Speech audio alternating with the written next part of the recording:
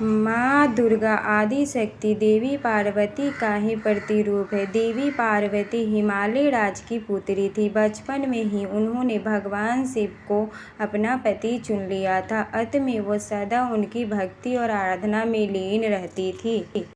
विवाह के योग्य होने पर भोले शंकर को पति के रूप में पाने की कामना में वह एक ऊंचे पर्वत पर जाकर तप करने लगी। वहां उन्होंने कई वर्षों तक तप किया। उनके तप से प्रसन्न होकर शिव जी ने उन्हें दर्शन दिया और स्वयं को पति के रूप में प्राप्त करने का वरदान उन्हें प्रदान किया। इसके उपरांत दोनों का विवाह बड़ी ही धूमधाम से संपन्न हुआ, जिसमें सारे देवी देवताएं, ऋषिगण और शिष्यगण सम्मिलित हुए। विवाह उपरांत उनके 2 पुत्र हुए, श्री गणेश और कार्तिकेय हुए। भगवान शिव को पति स्वरूप प्राप्ति के लिए कई वर्षों तक किए गए कठोर तप के फलस्वरूप देवी पार्वती का गौर वर्ण सांवला हो गया था। एक दिन कैलाश पर्वत पर बैठकर हास प्रयास करते समय भगवान शिव ने माता पार्वती को काली कह दिया।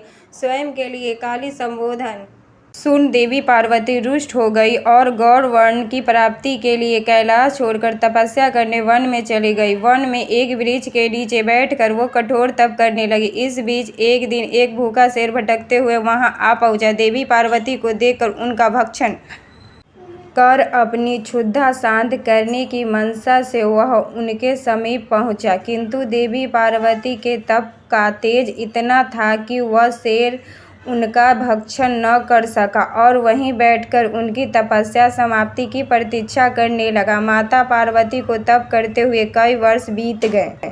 इतने वर्षों तक वह शेर वहीं उनके समीप बैठा रहा। एक क्षण को भी वह अपने स्थान से नहीं हिला। अत्यंत देवी पार्वती ने तप से प्रसन्न होकर शिव जी ने उन्हें दर्शन दिए और गौर वर्ण का वरदान प्रदान किया। वरदान प्राप्ति उपरांत शिव जी ने उन्हें निर्देश अनुसार देवी पार्वती गंगा के तट पर पहुंची। गंगा में स्नान उपरांत उनके भीतर का काला स्वरूप देवी के रूप में बाहर निकल गया और उन्हें गौरा वर्ण प्राप्त हुआ। तब से उन्हें माँ गौरी भी कहा जाता है। उनके काले स्वरूप को देवी कौशिकी कहा जाता है। जब माता पार्वती स्नान करके बाहर आए तो अपने तप स्थल पर एक शेर को बैठा हुआ पाया। बाद में उन्हें ज्ञात हुआ कि उनका भक्षण करने आए शेर ने उन्हें अपना ग्रास नहीं बनाया और इतने वर्षों तक उनके समीप बैठा रहा। इस तरह भी उनका तप में सम्मिलित रहा। प्रसन्न होकर वर्षों तक तप में साथ देने वाले शेर को उन्होंने अपना वाहन बना किया। तब से ही माँ दुर्गा का वाहन शेर है और उन्हें माँ शेरावाली भी कहा जाता है। जय माँ दुर्गा।